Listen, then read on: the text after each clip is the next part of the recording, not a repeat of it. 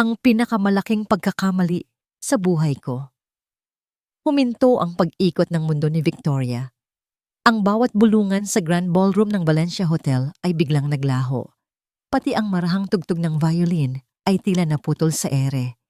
Ang tanging naririnig niya ay ang malakas na kabog ng sarili niyang dibdib. Sa ibabaw ng entablado, sa ilalim ng liwanag ng naglalakihang chandelier, nakatayo ang kanyang asawa, ang lalaking minahal niya sa loob ng 20 taon, ang kanyang Marco. Ang pinakamalaking pagkakamali ko ay ang pakasalan ka, Victoria. Ang mga salitang yon ay parang mga punyal na sabay-sabay tumusok sa kanyang puso. Hindi. Hindi ito sinasabi ni Marco. Baka nagkamali lang siya ng dinig. Baka ito ay isang masamang biro. Napatingin siya sa mga taong nasa paligid niya. Ang mga ngiti sa kanilang mga labi ay napalitan ng pagkabigla.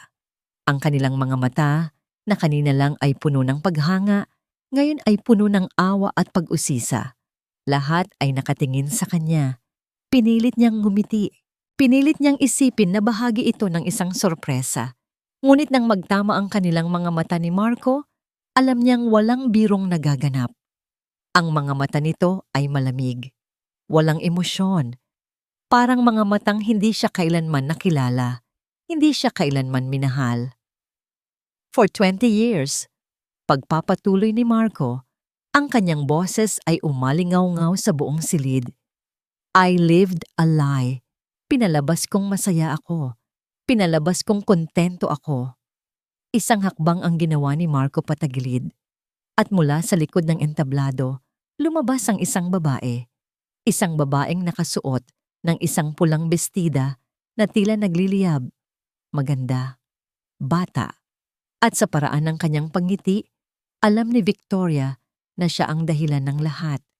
Inilahad ni Marco ang kanyang kamay.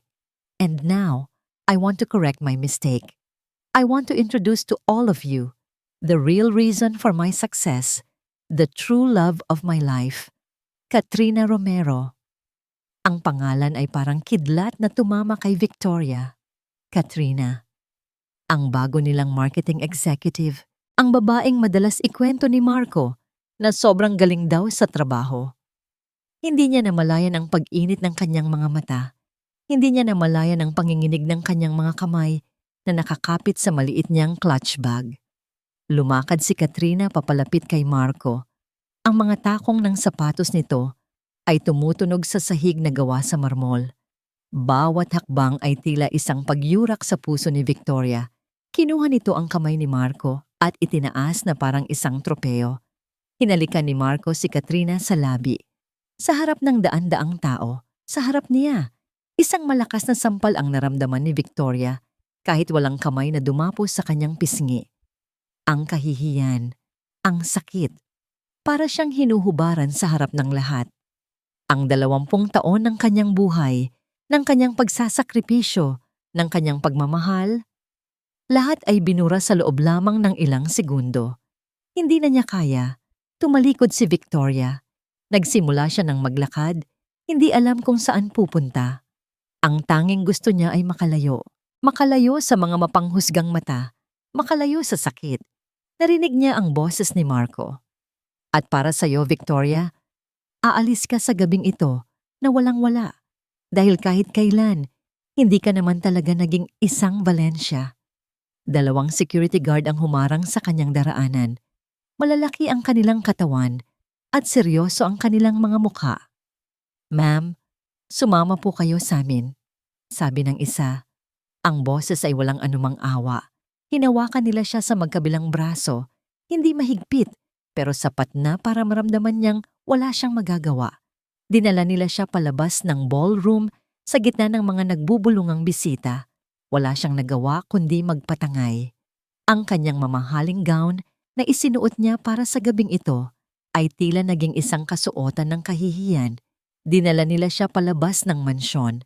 Ang mansyon na tinulungan niyang ipatayo. Ang bawat sulok ay may alaala nilang dalawa ni Marco. Sir Marco's instruction, ma'am. Hindi na po kayo pwedeng bumalik dito, sabi ng guard bago siya bitawan sa labas ng malaking gate na bakal. Naiwan siyang nakatayo sa malamig na semento. Narinig niya ang malakas na pagsara ng gate. Klang! Ang tunog na yon ang nagsilbing tuldok. Ang tuldok sa kanyang buhay bilang si Victoria de Leon Valencia. Naiwan siyang mag-isa sa dilim, dala lamang ang damit sa kanyang katawan at ang pusong wasak na wasak. Hindi niya alam kung gaano siya katagal nakatayo roon. Ang tanging nararamdaman niya ay ang malamig na hangin na yumayakap sa kanyang balat at ang bigat ng gown na dating nagpapasaya sa kanya. Nagsimula siyang maglakad, walang direksyon, walang patutunguhan. Ang kanyang mga paa na nakasuot ng mamahaling sapatos na may takong ay tila may sariling isip. Dinadala siya kung saan man. Ang bawat sasakyang dumaraan ay nagdudulot ng liwanag na pansamantalang sumisilaw sa kanya. Ipinapakita ang kanyang kalagayan sa mundo. Isang babaeng nakasuot ng pang-ballroom gown sa gitna ng maruruming kalye ng syudad. Nakikita niya ang mga tingin ng mga tao. Ang ilan ay nagtataka. Ang ilan ay natatawa. Ang mga bulungan nila ay parang mga bubuyog na umiikot sa kanyang tainga, ngunit wala siyang maintindihan ni isang salita. Wala na siyang pakialam. Ang sakit sa kanyang mga paa ay nagsimula ng kumalat, ngunit hindi nito matalo ang sakit na nararamdaman ng kanyang puso. Nagpatuloy lang siya sa paglalakad, habang ang mga alaala ng gabi ay paulit-ulit na naglalaro sa kanyang isipan. Ang mukha ni Marco, ang ngiti ni Katrina, ang mga mata ng mga bisita. Hindi niya namalayan kung saan siya dinala ng kanyang mga paa. Ngunit pamilyar ang amoy sa hangin. Amoy ng usok ng mga sasakyan, ng nilulutong pagkain sa kalye, at ng pinaghalong bango ng mga bulaklak at kandila. Mula sa isang simbahan sa di kalayuan, napatigil siya. Inilibot niya ang kanyang paningin. Ang ingay ng mga busina, ang sigawan ng mga tindera, ang makikipot na eskinita. Nasa Quiapo siya. Ang lugar kung saan siya isinilang, ang lugar kung saan siya lumaki. Ang lugar na tinalikuran niya 20 taon na ang nakalipas para sa isang buhay na ipinangako ni Marco. Isang alaala ang biglang pumasok sa kanyang isip. Isang batang Victoria, masayang tumatakbo sa kalyang ito habang hawak ang isang maliit na manika na binili ng kanyang ama. Ang tawa ng kanyang ina na sumusunod sa kanya. Simple lang ang buhay nila noon. Mahirap pero puno ng pagmamahal. Doon na bumigay ang kanyang mga tuhod. Napaupo siya sa gilid ng kalsada sa tabi ng isang saradong tindahan. Hindi na niya napigilan ang mga luhang kanina pa gustong kumawala. Humagulgol siya. Ang kanyang katawan ay nanginginig sa pinaghalong sakit, galit at kahihiyan. Wala nang natira sa kanya. Wala na. Victoria, anak, ikaw ba iyan? Isang boses. Isang pamilyar na boses mula sa nakaraan. Dahan-dahan niyang itinaas ang kanyang ulo. Sa harap niya ay nakatayo ang isang matandang babae. May daladalang isang bayong ng mga gulay. Ang kanyang mukha ay kulubot na. Ngunit ang kanyang mga mata ay puno ng pag-aalala. Aling Nena? Halos pabulong na, sabi ni Victoria. Si Aling Nena, ang matalik na kaibigan ng kanyang ina, ang nagsilbi niyang pangalawang nanay noong nabubuhay pa ang mga magulang niya. Diyos ko, Hija! Lumapit si Aling Nena at niyakap siya ng mahigpit. Walang tanong, walang husga. Isang mainit na yakap lang. Sa yakap na yon, lalong napaiyak si Victoria. Halika anak, umuwi na tayo, mahinahong sabi ni Aling Nena. Tinatanggal ang sariling alampay at ipinapatong sa mga balikat ni Victoria para takpan ang gown nito. Dinala siya ni Aling Nena sa maliit nitong bahay na hindi kalayuan. Ang bahay ay simple lang, ngunit malinis at puno ng init.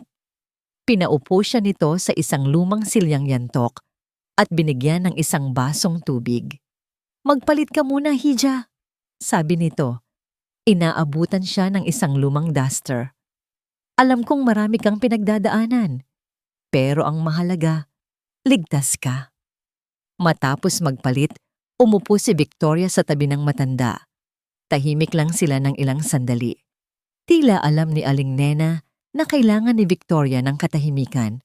Hindi ka dapat magpatalo sa kanila, Victoria. Basag ni Aling Nena sa katahimikan. Ang tatay mo, hindi yon basta-basta sumusuko. Nasa dugo mo ang pagiging matapang. Umiling si Victoria. Wala na po akong laban, Aling Nena. Kinuha na nila ang lahat. Hindi lahat, maring sabi ng matanda.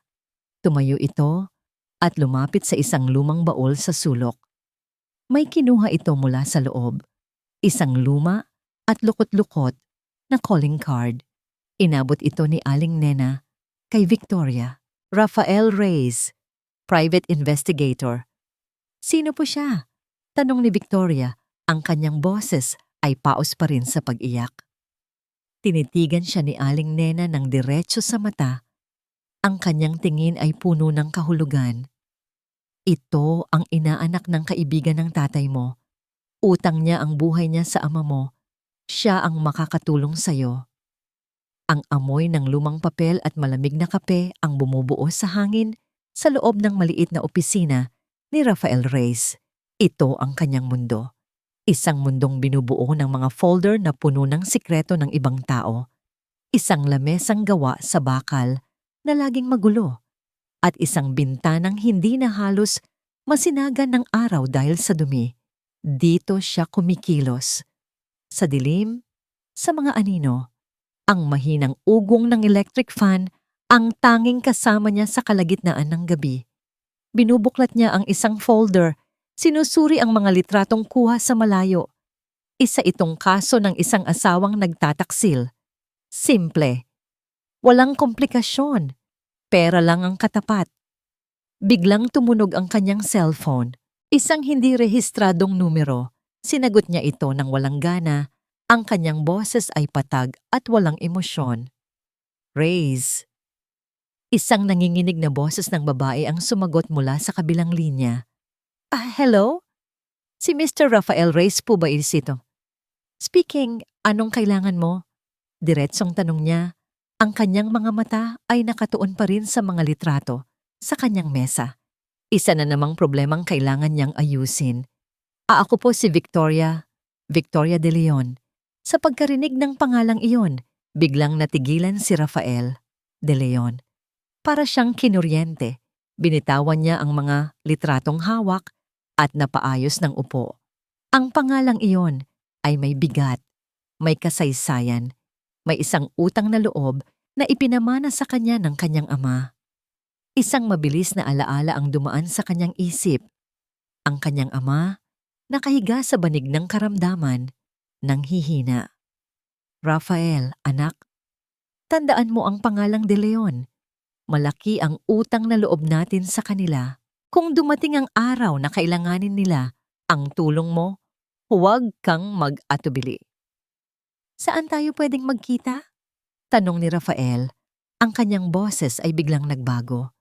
Mayroon na itong bahid ng interes at responsibilidad. Nagkita sila sa isang maliit na karinderya sa Quiapo, malayo sa karangyaan ng mundo ni Victoria, pero malapit sa realidad ni Rafael. Pagdating niya, nakita niya agad ito sa isang sulok. Nakasuot ng isang simpleng damit na halatang ipinahiram lang. Sa kabila ng pagod at pamamaga ng mga mata dahil sa pag-iyak, nakita ni Rafael ang bakas ng isang babaeng sanay sa ibang buhay. Pero meron pang iba. Sa likod ng sakit, may isang kislap ng determinasyon sa mga mata nito. Ito ang mga mata ng isang taong naubos na pero hindi pa rin sumusuko. Umupo siya sa tapat nito nang walang imik. Ikinuwento ni Victoria ang lahat. Ang 20 taon, ang selebrasyon, ang pagpapahiya, ang pagtataboy. Habang nagsasalita ito, pinapanood lang siya ni Rafael. Pinag-aaralan ang bawat galaw, ang bawat pagbabago sa emosyon. Hindi siya nagsalita hanggang sa matapos ito. Nang matapos si Victoria, isang butil ng luha ang pumatak mula sa mata nito, agad din niyang pinunasan. Kaya ako lumapit sa'yo. Sabi ni Aling Nena, kaibigan daw ng tatay ko ang tatay mo. Tumango si Rafael. Hindi lang kaibigan. Iniligtas ng ama mo ang buhay ng ama ko. Isang maikling katahimikan ang namagitan sa kanila. Tila ngayon lang naintindihan ni Victoria kung gaano kalalim ang koneksyon ng kanilang mga pamilya. Tinitigan ni Rafael si Victoria, diretso sa kanyang mga mata. Ang babaeng nasa harap niya ay hindi lang isang kliyente. Siya ang pagkakataon ni Rafael na bayaran ang utang na loob ng kanyang ama. Siya ang pagkakataon para sa hustisya.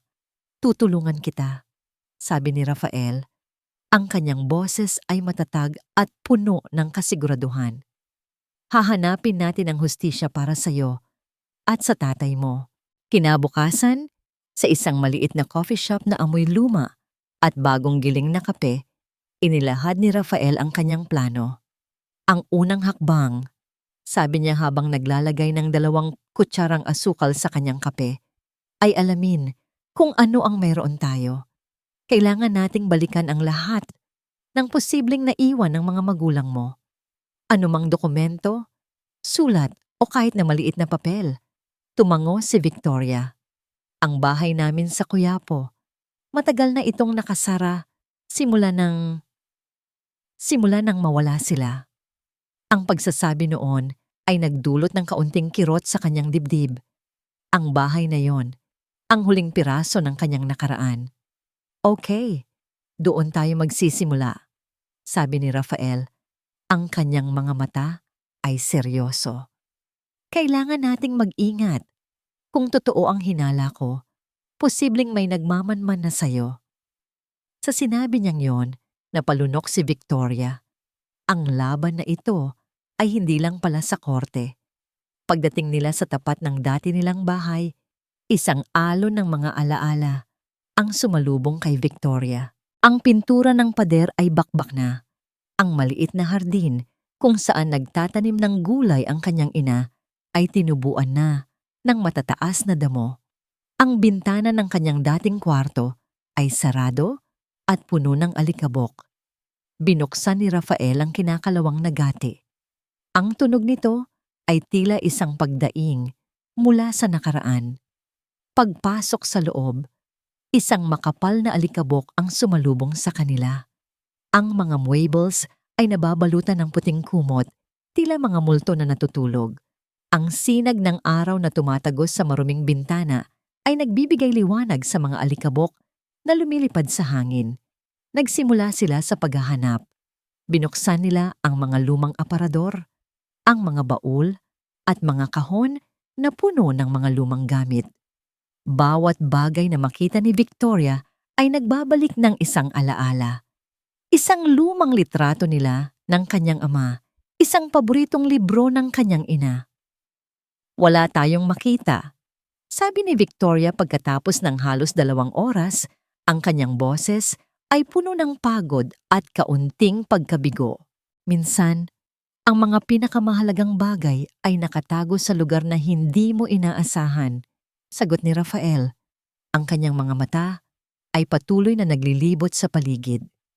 Bigla, isang maliit na daga ang mabilis na tumakbo mula sa ilalim ng isang lumang mesa.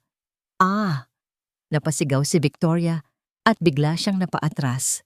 Sa isang iglap, nasa harap na niya si Rafael. Ang isang braso nito ay nakaharang sa kanya, tila isang panangga. Ang kanilang mga katawan ay magkalapit na magkalapit. Naamoy ni Victoria ang banayad na pabango ni Rafael, pinaghalong kape at sabon. Nagkatitigan sila. Ilang segundo lang yon, pero para kay Victoria, tila huminto ang oras. Nakita niya ang pag-aalala sa mga mata nito, isang emosyong hindi niya pa nakikita mula sa seryosong investigador. Mabilis ding lumayo si Rafael, tila nailang. Sorry, okay ka lang? O okay lang, nautal na sagot ni Victoria. Nararamdaman ang pag-init ng kanyang mga pisngi. Ibinalik ni Rafael ang tingin sa sahig, kung saan nanggaling ang daga. Kumunot ang kanyang noo. Lumuhod siya at sinuri ang sahig na gawa sa kahoy. May isang parte na tila hindi pantay. Kumuha siya ng isang maliit na bareta mula sa kanyang bag at maingat na inangat ang tabla. Isang madilim na espasyo ang bumungad sa kanila. At sa loob niyon, may isang bagay. Isang lumang maletang gawa sa katad. Tinulungan ni Rafael si Victoria na kunin iyon. Nanginginig ang mga kamay ni Victoria habang pinupunasan ang makapal na alikabok. Ang initials ng kanyang ama, RDL, ay nakaukit pa rin sa ibabaw nito. Dahan-dahan niyang binuksan ang mga sirang kandado. Sa loob, may isang makapal na notebook na balot sa katad, isang talaarawan. At sa ilalim nito, isang malaking brown na sobre na selyado ng pulang wax. Kinuha niya ang sobre. Ang kanyang puso ay kumakabog ng napakabilis. Para bang ang hininga ng kanyang ama ay naroon pa rin sa selyong iyon. Maingat niyang binuksan ito. Sa loob, isang makapal na papel ang nakatupi. Binuklat niya ito. Ito ay isang dokumento. Isang legal na dokumento. Binasa niya ang mga unang linya. Huling habilin at testamento ni Ricardo de Leon. At habang binabasa niya ang mga sumunod na salita, naramdaman niya ang pagtigil ng kanyang paghinga. Ipinapamana ko ang kabuuan ng aking founding shares sa Valencia Corporation na kumakatawan sa 51%, 51% ng kumpanya sa aking kaisa-isang anak, si Victoria de Leon.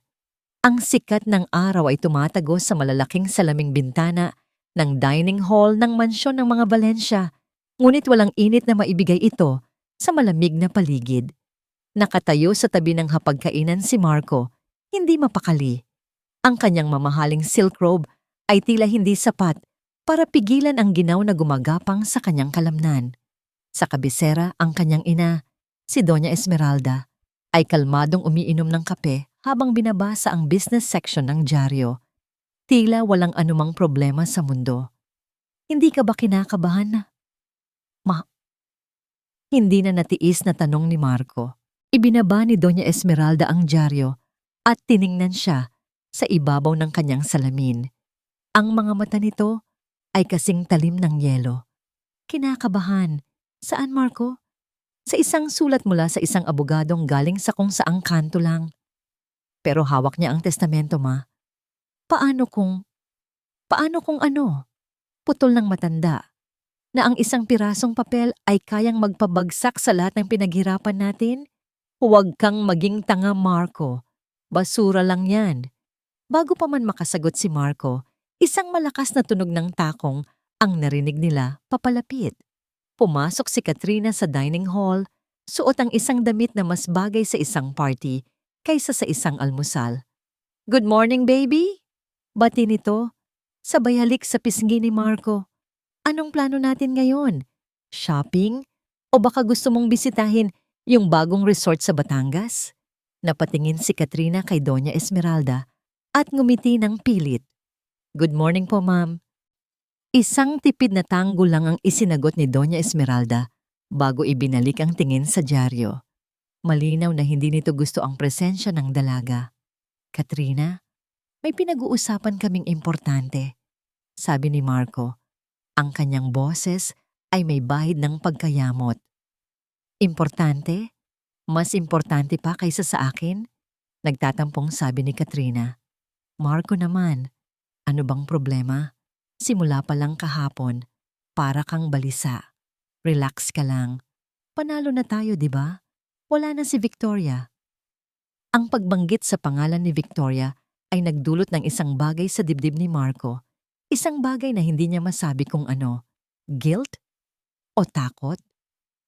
"Umakyat ka muna sa taas, Katrina.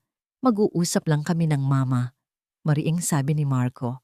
Napasimangot si Katrina pero sumunod din ito. Padabog na umalis. Nang sila na lang ulit ang natira, tumayo si Doña Esmeralda. Kinuha niya ang kanyang cellphone mula sa mesa. "Pinapatawag ko na si Attorney Del Fierro," sabi niya habang nagdadal. "Lahat ng ebidensya, lahat ng testigo na magpapatunay na matagal nang naibenta ng ama ni Victoria ang shares niya." "Inihanda ko na yan, matagal na," sumagot ang nasa kabilang linya. "Attorney," malamig na sabi ni Doña Esmeralda, "ang problema sa Quiapo, nagsisimula ng gumalaw. Linisin mo ang lahat. Siguraduhin mong Walang anumang bakas na may iwan. Entiendes? Pagkatapos ng tawag, ibinalik niya ang cellphone sa mesa at hinarap ang anak. Nakikita mo, ganyan lang yan kasimple, sabi niya. Pumunta si Marco sa kanyang opisina sa loob ng mansyon. Umupo siya sa kanyang malaking upuan na gawa sa katad, ang upuan ng CEO. Tiningnan niya ang mga tropeo at parangal na nakadisplay sa isang estante. Ito ang buhay niya. Ito ang pinangarap niya. Ngunit isang alaala ang biglang pumasok sa isip niya. Noong mga unang taon ng kumpanya, noong muntik na silang malugi. Siya, halos sumuko na. Pero si Victoria, nasa tabi niya. Hindi natutulog, naghahanap ng paraan. Si Victoria ang nagsabi, "Kaya mo yan, Marco. Naniniwala ako sa'yo." Ipinilig niya ang kanyang ulo, pilit winawaksi ang alaala. Ito ang tama. Ito ang nararapat para sa akin, sabi niya sa sarili. Pumasok si Doña Esmeralda sa opisina, tila nabasa ang pag-aalinlangan sa mukha ng anak. "Marco," sabi nito, "ang boses ay mas malumanay na ngayon. Lahat ng ito, ginagawa ko para sa'yo, para sa kinabukasan mo. Pero ma, paano kung may mahanap sila? Paano kung totoo yung testamento?" Tanong ni Marco. Ang kanyang boses ay halos pabulungi. Lumapit si Doña Esmeralda. Hinawakan niya ang balikat ng anak. Ang kanyang mga kuko na pula ay bahagyang bumaon. "Huwag kang mag-alala, anak," sabi niya. Isang malamig na ngiti ang gumuhit sa kanyang mga labi. Kahit ang testamento ay hawak niya, may paraan para palabasin na peke ang lahat. Habang pinapatotohanan ng isang maliit ngunit mapagkakatiwala ang law firm na inirekomenda ni Rafael ang testamento, ginugol ni Victoria ang kanyang mga araw sa pagbabasa ng bagay na mas mahalaga pa kaysa sa anumang legal na dokumento. Ang tala-arawan ng kanyang ama. Nakaupo sa maliit na lamesa sa kusina ni Aling Nena, ang bawat pahina na kanyang binubuklat ay tila isang paglalakbay sa nakaraan. Ang sulat kamay ng kanyang ama, na pamilyar at puno ng pagmamahal, ay naglalahad ng isang kwentong hindi niya kailanman narinig. Sa simula, ang mga sinulat ay puno ng pangarap at pag-asa. October 12, 1998. Nakilala ko ngayon si Esmeralda Valencia, isang matalinong babae. Mayroon siyang puhunan at ako naman may ideya. Isang kumpanyang magbibigay ng dekalidad na produkto sa mas murang halaga. Naniniwala akong magiging maganda ang aming pagsasama. Napahinto si Victoria. Esmeralda, ang ina ni Marco. Hindi niya alam na magkakilala na pala sila noon pa. Nagpatuloy siya sa pagbabasa. Ang mga sumunod na pahina ay naglalaman ng mga detalye ng pagbuo ng kumpanya. Ang mga gabing walang tulog, ang mga sakripisyo, ang unti-unting tagumpay. Kasabay nito, nakikita niya ang namumuong pagkakaibigan sa pagitan ng kanyang ama at ni Esmeralda. May Palm 2000, ipinakilala sa akin ni Esmeralda ang kanyang anak, si Marco. Isang mabait at magalang na binata. Tila nagkakamabutihan sila ng aking Victoria. Masaya ako para sa kanila. Dito na nagsimulang manikip ang dibdib ni Victoria. Ang pag-ibig na inakala niyang tadhana ay isa palang planadong pangyayari. Habang lumilipas ang mga taon sa tala-arawan, unti-unting nagbabago ang tono ng kanyang ama. Mula sa pag-asa, napalitan ito ng pag-aalinlangan at kalaunan ng takot.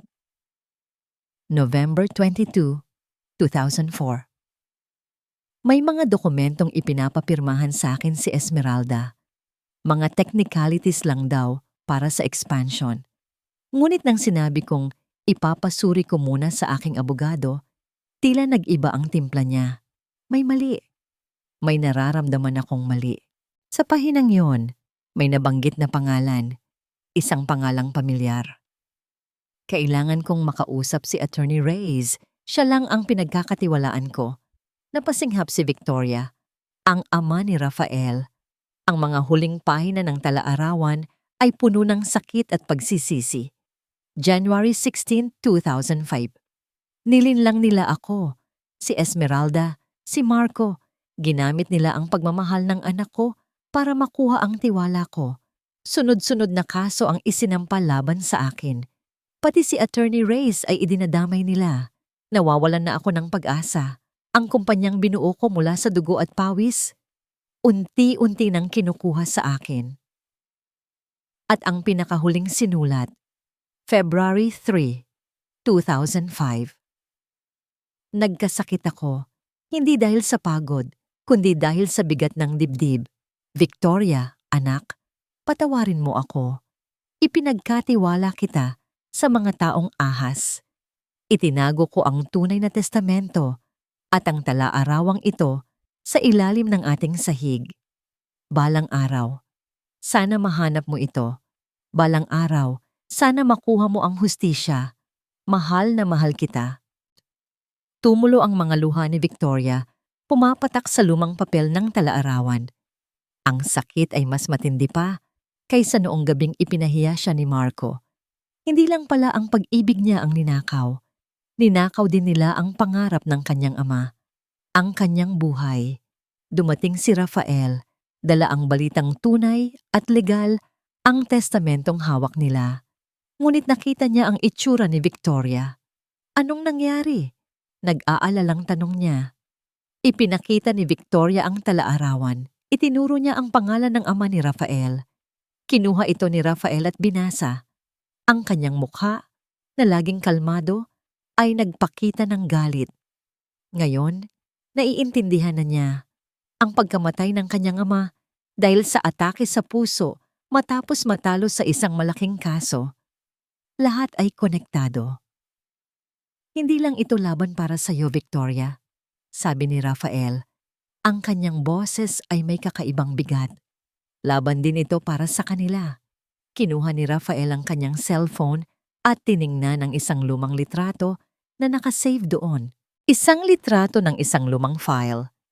Isang file mula sa kaso ng kanyang ama.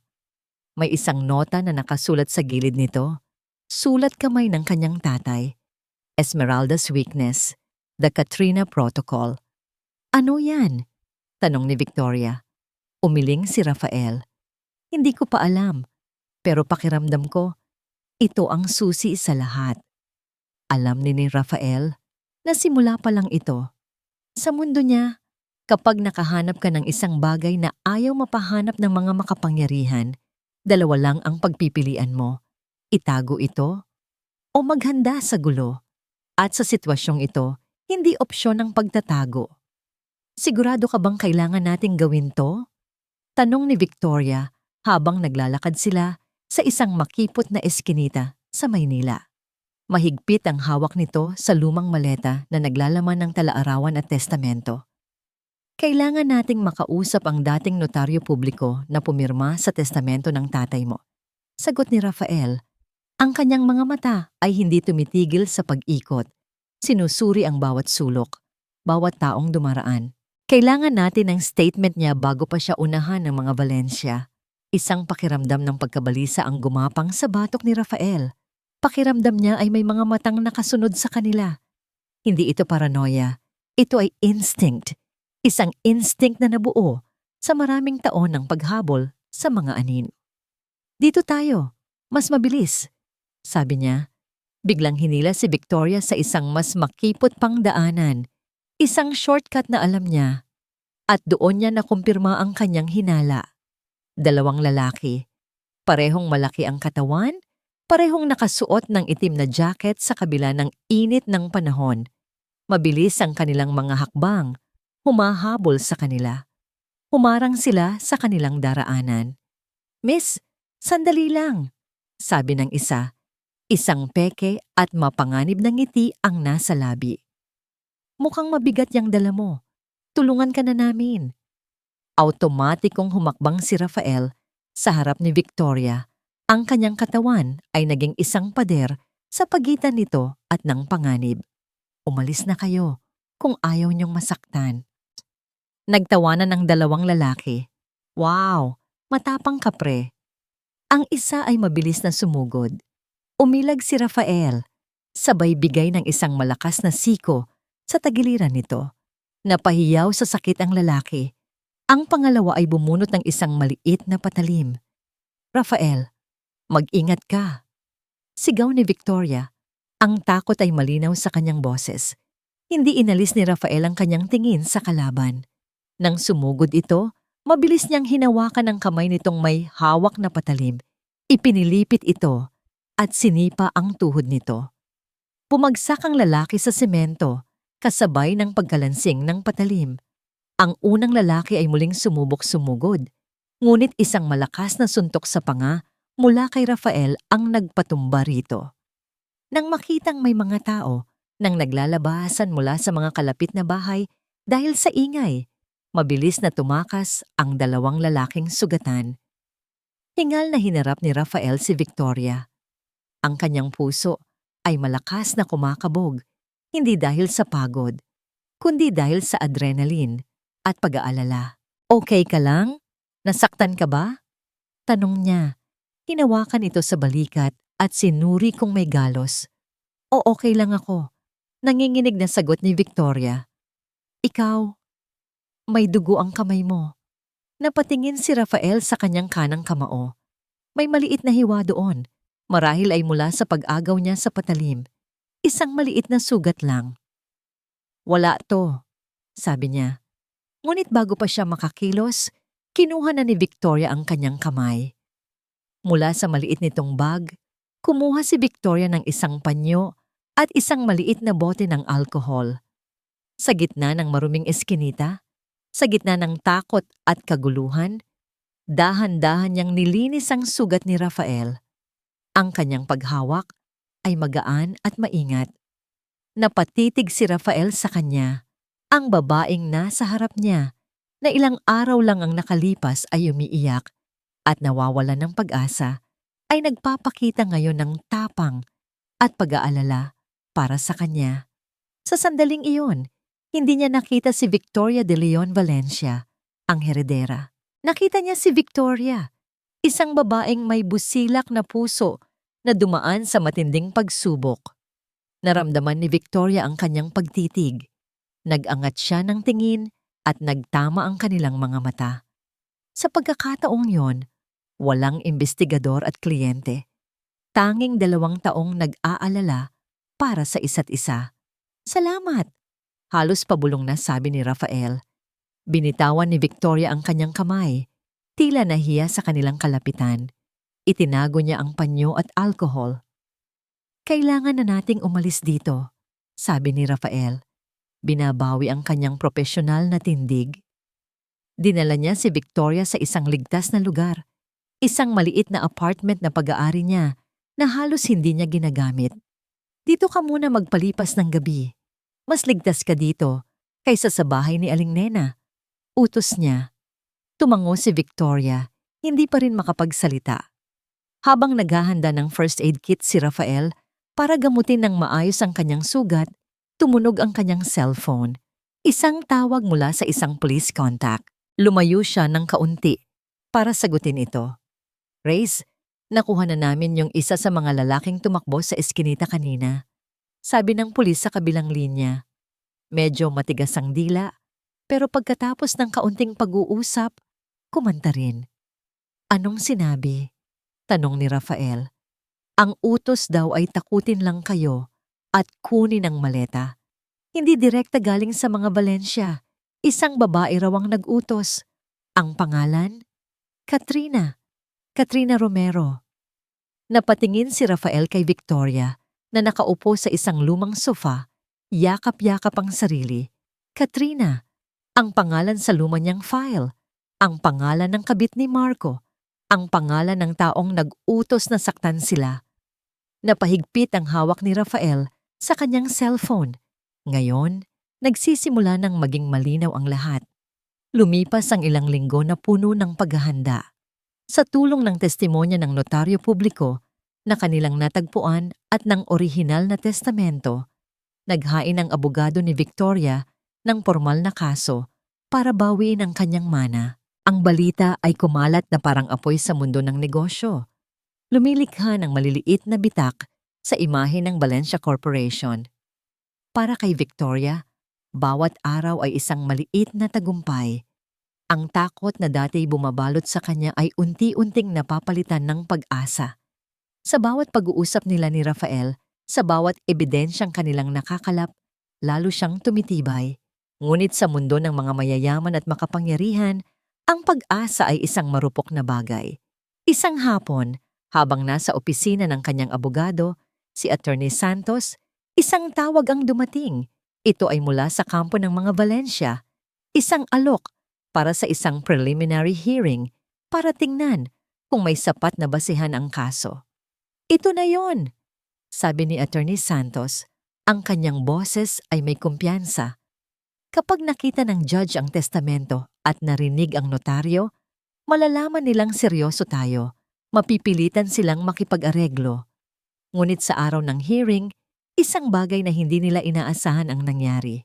Kalmado at mayabang na pumasok sa silid si Doña Esmeralda, kasama si Marco at ang kanilang abogado, si Attorney Del Fierro, isa sa mga pinakamagaling at pinakakilalang abogado sa bansa. Inilatag ni Attorney Santos ang kanilang mga ebidensya, ang testamento at ang sinumpaang salaysay ng notaryo. Pagkatapos, tumayo si Attorney Del Fierro. Your Honor, simula niya, ang kanyang boses ay malakas at puno ng awtoridad. Ang lahat ng ito ay isang malaking kasinungalingan, isang desperadong hakbang mula sa isang desperadong babae. Una, iprinisenta niya ang isang dokumento, isang deed of sale na may pirma di umano ng ama ni Victoria na nagsasabing na ibenta na nito ang lahat ng kanyang shares kay Doña Esmeralda 10 taon na ang nakalipas. Peke yan, sigaw ni Victoria. Pangalawa, pagpapatuloy ni Attorney Del Fierro, hindi pinapansin si Victoria. Ipipresenta namin ang aming testigo. Pumasok sa silid ang isang matandang lalaki, ang notaryo publiko, ang kanilang testigo. Mr. Jimenez, tanong ni Del Fierro, totoo po ba na kayo ang nagnotaryo ng testamentong ito? Itinuro niya ang kopya ng testamento ni Victoria. Tumingin ang matanda kay Victoria, isang tingin na puno ng takot at awa, bago yumuko. Hindi po, nanginginig nitong sagot. Ang pirma ko po dyan ay peke. Gumuho ang mundo ni Victoria. At panghuli, Your Honor, dagdag ni Del Fierro, ang talaarawan na kanilang sinasabing ebidensya. Mayroon po kaming expert witness na magpapatunay na ang ink na ginamit dito ay wala pang 5 taon. Imposibleng isinulat ito 20 taon na ang nakalipas. Isang malakas na sampal, isa pa, at isa pa. Bawat salita ni Del Fierro ay isang suntok na nagpapabagsak sa lahat ng kanilang pinaghirapan. Ang kanilang mga ebidensya na inakala nilang matibay na bakal ay naging salamin na binasag sa kanilang harapan. Ang desisyon ng judge ay mabilis at malupit. Dismissed due to lack of sufficient evidence. Sa labas ng korte, sinalubong sila ng mga reporter. Si Marco at Katrina ay magkahawak kamay na ngumiti sa mga kamera, tila mga bida sa isang pelikula. Ang katotohanan ang laging nananaig, deklara ni Marco. Naiwan si Victoria at si Attorney Santos na tulala. I'm sorry, Victoria, sabi ng abogado. Ang kanyang boses ay puno ng pagkatalo. Binili nila ang lahat. Ang testigo, ang expert. Lahat. Wala na tayong laban. Gabi na nang makauwi si Victoria sa apartment ni Rafael. Umuulan ng malakas, tila nakikidalamhati sa kanyang pagkatalo. Umupo siya sa sahig, sa gitna ng dilim. Ang pag-asang kanyang inipon sa mga nakalipas na linggo ay parang isang kandila na biglang hinipan ng hangin. Wala na. Tapos na. Natalo siya. Nabigo niya ang kanyang ama. Dumating si Rafael, basang-basa sa ulan. Nakita niya si Victoria sa sahig. Ang kanyang mga balikat ay nanginginig. Lumapit siya at umupo sa tabi nito. Hindi nagsasalita. Alam niyang walang salita ang kayang mag-alis ng sakit na nararamdaman nito. Wala na, Rafael, bulong ni Victoria. Tama sila. Isa lang akong pagkakamali. Natalo na ako. Umiling si Rafael. Hinawakan niya ang kamay ni Victoria. Malamig ito, kasing lamig ng bumubuhos na ulan. Hindi pa, mariing sabi niya. Hindi pa tayo tapos. Tumingin siya kay Victoria. Ang kanyang mga mata ay nag-aalab sa gitna ng dilim. Naalala mo ba ang Katrina Protocol? Oras na para gamitin ito. Pero kailangan kong kunin ang tiwala niya. Ang huling apela. Ito na ang huling barahan ni Victoria. Pagkatapos ng pagkatalo sa preliminary hearing, nag-file ng motion for reconsideration si Attorney Santos, isang desperadong hakbang na bihirang magtagumpay. Ngunit nagbigay ito sa kanila ng isang bagay na mas mahalaga kaysa sa ebidensya. Oras. Sa loob ng 2 linggong palugit, halos hindi natulog si Rafael. Ginawa niya ang pinakamapanganib na bahagi ng kanyang plano. Ang himpilan ng korte ay puno ng mga tao. Naroon ang media, ang mga usisero mula sa alta sosyedad at ang mga taong sumubaybay sa kwento ni Victoria. Para sa marami, ito ay isang formalidad na lamang, isang huling pagkakataon para pagtawanan ang babaeng nagtangkang kalabanin ang mga Valencia. Sa loob ng korte, umupo si Victoria sa tabi ng kanyang abogado. Sa kabilang panig, naroon si Doña Esmeralda, mayabang at kampante. Katabi niya si Marco na pilit nang ngumingiti ngunit hindi maitago ang kaba sa kanyang mga mata. Nasa likuran nila, nakaupo si Katrina, suot ang pinakamahal na damit, tila isang reyna na nanonood ng isang palabas. POV, Marco Valencia, relax Marco. Relax, sabi niya sa sarili. Tapos na to. Mananalo kami. Pagkatapos nito, aayain ko si Katrina na magpakasal. Ipakikita ko sa lahat na ako ang nagwagi. Pero bakit hindi siya mapakali? Bakit parang may mali? Tiningnan niya si Victoria. Payapa lang itong nakaupo. Masyadong payapa para sa isang taong malapit ng matalo. Nagsimula ang paglilitis. Muling iprinisenta ni Attorney Del Fierro ang kanilang mga matibay na ebidensya. Ang pekeng deed of sale, ang binayarang notaryo, isang perpektong palabas. Your Honor, malinaw pa sa sikat ng araw, pagtatapos ni Del Fierro. Walang basihan ang kasong ito. It's a pure and simple harassment. POV, Victoria De Leon. Naramdaman ni Victoria ang pagbilis ng tibok ng kanyang puso. Ito na. Tumingin siya kay Attorney Santos. Tumango ito. Your Honor, tumayo si Attorney Santos. Bago po kayo magbigay ng inyong huling hatol, mayroon po kaming isang huling testigo na nais tawagin. Kumunot ang noo ng judge. Sino? Tinatawag po namin sa witness stand si Miss Katrina Romero. Isang nakabibinging katahimikan ang bumalot sa buong korte. Nakita ni Victoria ang gulat sa mukha ni Marco, ang pag-aalala. Lumingon ito kay Katrina, ang mga mata ay nagtatanong. Ngunit si Katrina ay hindi nakatingin sa kanya. Nakatingin ito sa lalaking kararating lang at tahimik na tumayo sa likod ng korte. Si Rafael. Nagkaroon ng mabilis na flashback sa isip ni Victoria. Ang plano ni Rafael. Flashback scene. 2 gabi na ang nakalipas. Ipinakita ni Rafael kay Victoria ang isang litrato sa kanyang cellphone. Si Katrina, umiiyak habang kausap si Marco sa isang restaurant.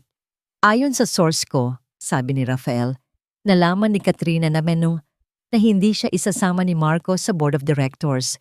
Ginagamit lang siya. Ngayong gabi, kakausapin ko siya. Pagbalik ni Rafael, dala niya ang isang maliit na voice recorder. Nakinig siya, sabi ni Rafael.